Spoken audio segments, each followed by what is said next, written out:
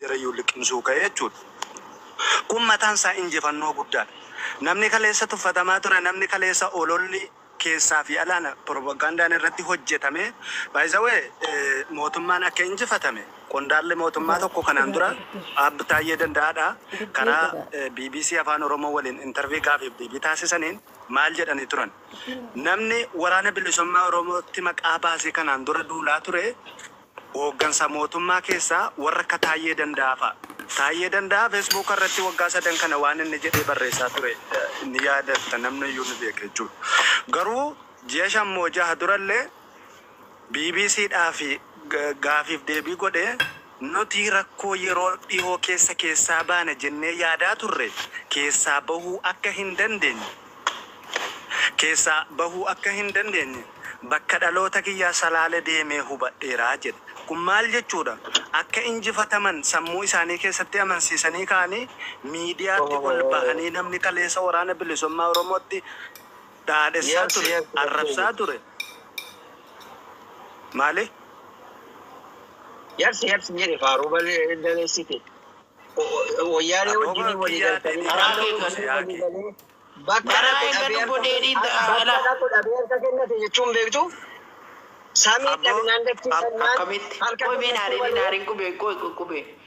naariin qubee naariin akkamitti akka kennate naariin mee qubee harkaa fuudhaa dara akkuma itti faahame akkamitti mee obboleessa kee akkin itti faahame gaafa dura warra Tigraay wajjiniin jaraa wajjiniin kiiloo dhala jedhee walii galee gaafa namni faannoo wajjiniin walii galee waggaa arfan kanas olis dhaqee galis dhaqee bakka dhaqu dhabee harka kennate. Nu harka kennachuun isaa Oromoo wajjin Okay, so walii galu na dhagaye obboleessa kiyya. Qoy obboleessa kiyya zim jetteetuma ati. Ilaa akkuma mee bishaan tokko jiramti boombaan jala kaa'amnaan ofirra dabarsee wayitii jarkaan wayitii nakkoottaa ta'uu dhiisii. La inni faannoo wajjin harka kennachuu sa'aafu osoo ragaa fi dinneen kennu isatti giree sa'aafu akkan harka kennachuu kanaa fi harka kennachuu maal jechuudha.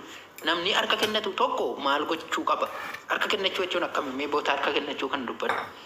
Harka kennachuu jechuun gaafa unnaan dadhabame akkuma warra Tigraay waan hunda waan manaa qabu hunda fiqee nama ficcisiisee ofii dhumee dhumarra gaafa humna sanaan bakka yaadu sana ga'uu hin dandeenye jaarsummaatti deebiin. Inni kan Oromoo isiniif gammachuudha malee nu amma achiis namni duu asiif namni duu gammachuu keenya miti. Takkaa deeggarree hin beeknu.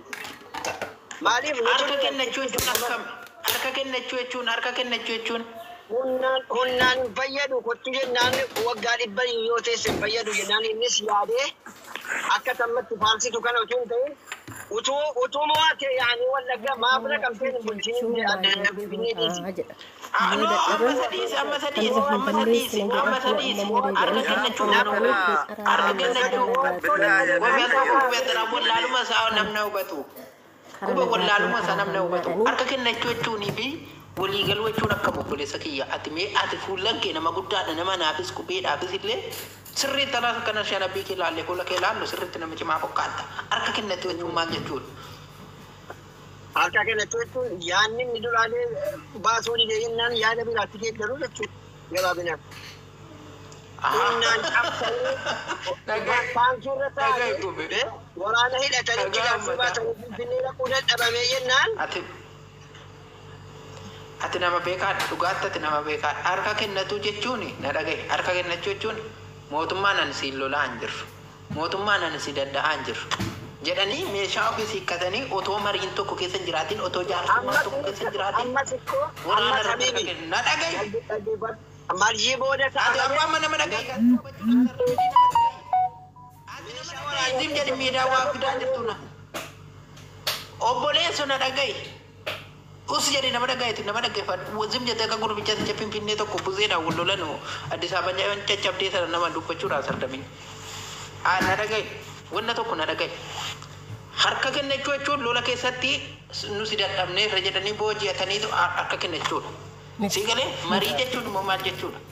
Marii jechuun ati qubeen gaafa wal loltani otoo wal shannabiin ati qubeen wal lolaatani lolisi keessan kun hin ta'u nama miidhamaa jedhee ani kuni amuyyeen kuni namni biraa dhufee sis dhaabsisee qubees dhaabsisee rakkoo gidduu keessa jiru fuudhanii kuni karaa nagaatti amuyyeen kuni namni biraa dhufee dhaabsisee qubees karaa dhaabsisee nagaatti deebinaan dura immoo rakkoo garuu gidduu keessa jiru fursiisee wanna irratti walii galtan sana wanna qubees gaafate sana kennuudha dura ati nama shanabii qabu asirratti nama markasa duudaa keessa jiru nama markasa duudaa keessa jiru fakkaata markasa ustaana fakkaata yaada beeku kanan baate nama jedhaa jiru kuni akkinni amma walitti qaqqajeelchee jedhu bakka amma jettu kun baay'ee walirraa ani yaada tafiyetti kana dhugaati inni kun garuu akka nama dura akkanatti mo'anii akkanatti ol jedhanii warra gaafa akkanaa kana jedhe tu danda'u. Yes, waan gubee jedhes koye.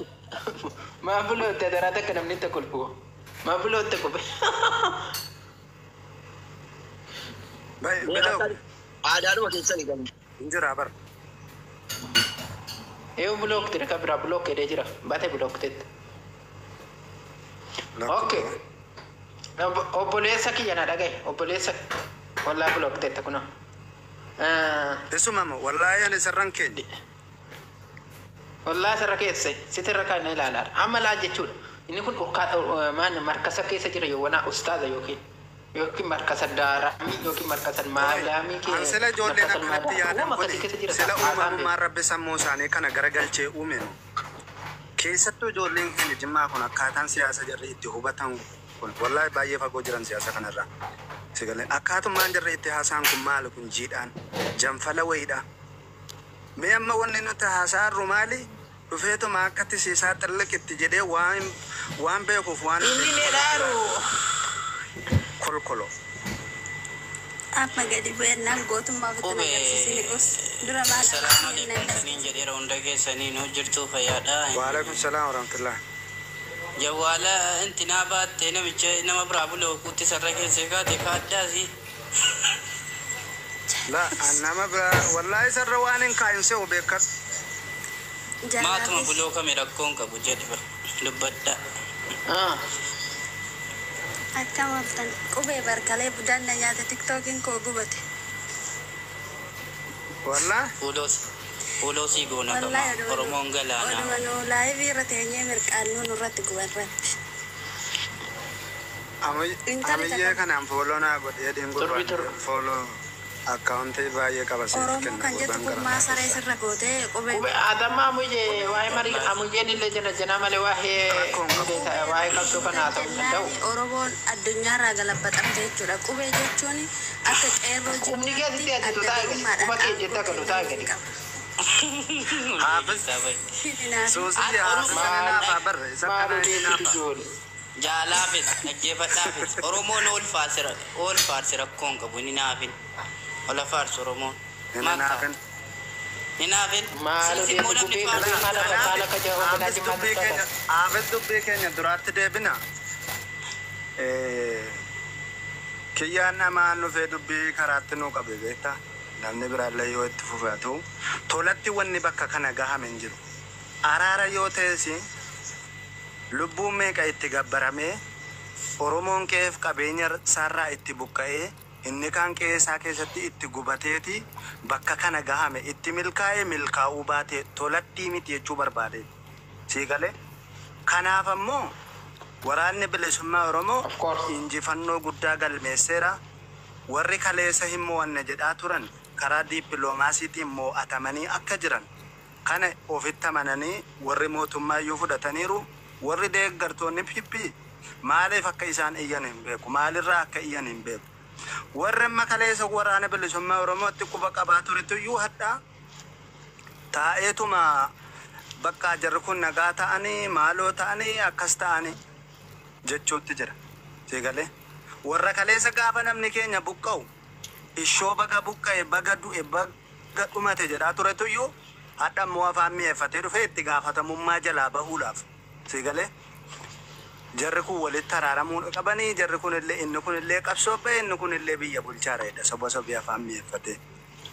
Kanaaf gaafiin Oromoo yoo deebi'e jaalmarroon kophaa isaatti gaafiin inni fudhatee bosona seene tokkollee hin jiru. Gaafii Oromoo fuudhee bosona seene gaafii Oromoo irraa hamma xurii qeensaa sharafamnaan ani yeroo kamiyyuu galuudhaaf qophii akka hin taane kana dura irra deddeebiidhaan dubbatee ture.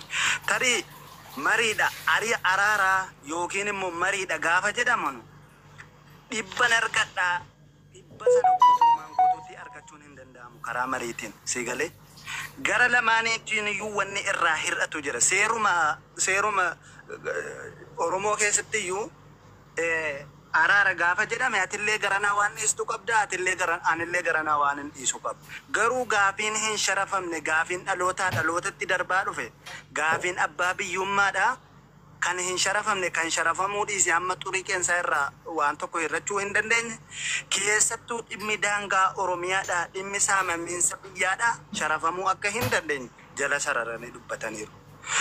Gaafi Oromoo kan ammoo karaa marii kanaan Itoophiyaan mootummaan amma biyya san bulchaaru ni deebisa taanaan gabaabinumatti wareegama amma kafalameen alatti yoo ka deebisu ta'e Itoophiyaan sun salphumatti diigamtetti Itoophiyaa diigamte kan ammoo osoo salaatul janaazaa irratti salaatin gara qabriitti geggeessuudhaaf qophii xumurree takbiiraa ihraamii eeggataarraa jechuudha.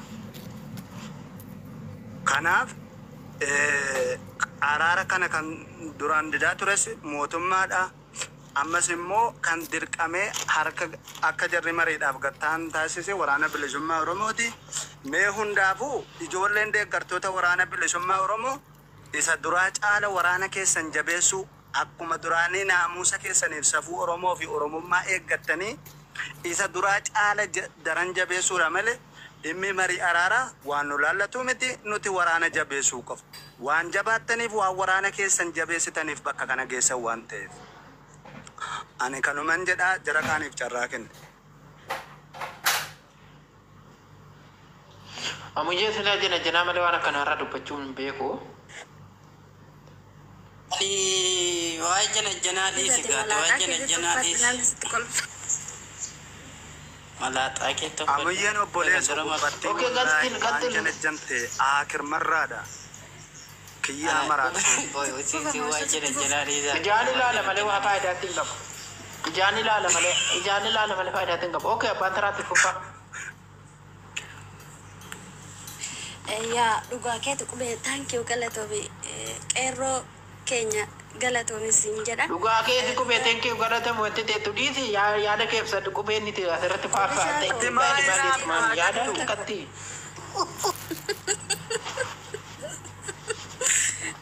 Haafisati maayinaaf tarabbeedhi.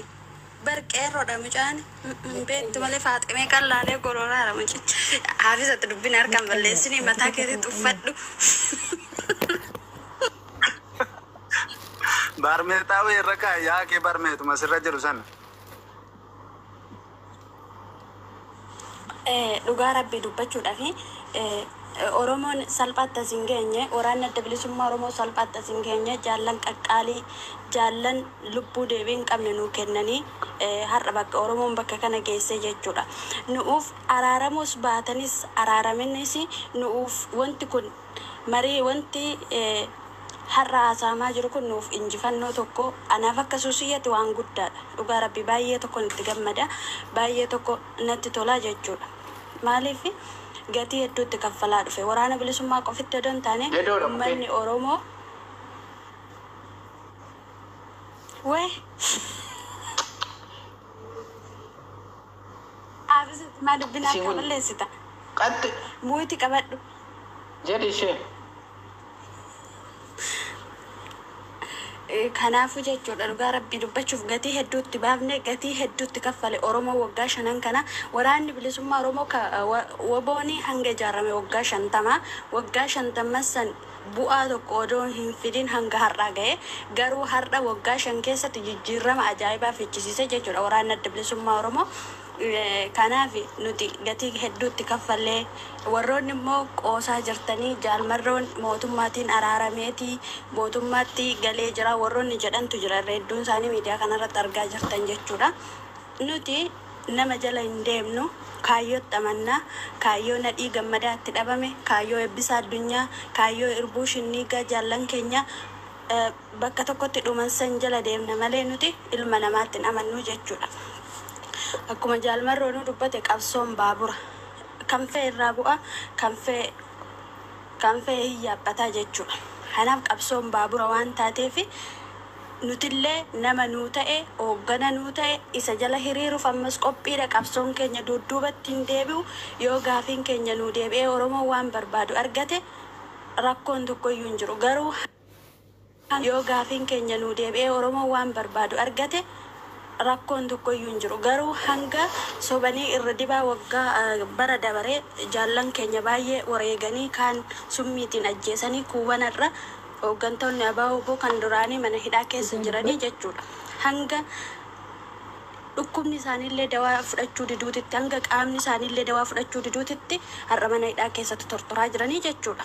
Gaafa mootummaan kun kana hunda nuu deebise Oromiyaan akka biyyaatti mataa of dandeessee yoo jiraatte deebii akkasii yoo mootummaan nuu deebise nuti wanti dhiiga dhangalaasnuuf hin jiru, wanti mootummaa kanaanis walitti nu buusis hin jiru jedhaan akka suusiyyeetti jechuudha. Kanaaf nuti ijoollee waraana adda bilisummaa Oromoo deeggarru burjaaja'uu hin qabnu, jechaaf gocha namaatiif harka laannu. Injifannoon keenyumaa numatu xiyyaara mootummaa garuu dhiisa isin gaafadhu. Haafis gaafadhu kaa. Kala sin kolfiti. Waa sikirkii dama si bira taa'e. ati maaliif akkana tattaata qoy Haafis rabbi adiiti.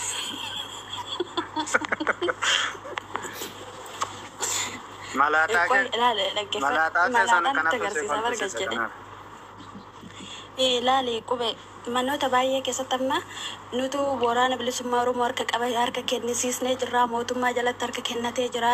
Mootummaan xiyyaara isaatiif fuudhee deemeenii warroota akkasii waan jedhantu jira. Ani akkani ijoolleen naannaan san jirtu kan viidiyoo waraabde natti argee ofii kootee argani jechuudha. Kan namni natti arge La ilaha illallah Muhammadur Rasul. Itti gubatee irratti ijoollee waggaa 2 waggaa 3 qalamtee haadhaaf abbaan obbolaan walirratti qalamanii walirratti gubatanii mormi raacitee uummanni Oromoo kun dhumeeti kan itti naga'ame. Ammas taanaani waraana adda bilisummaa Oromoo hoogganaan keenya Jaarmaroo Dirribaa yoo ta'e akka qaldiitti nama gadhiisu miti jechuudha. Wanta kana akka qaldiittiin nama dubbatee biraa deebi'u miti jechuudha.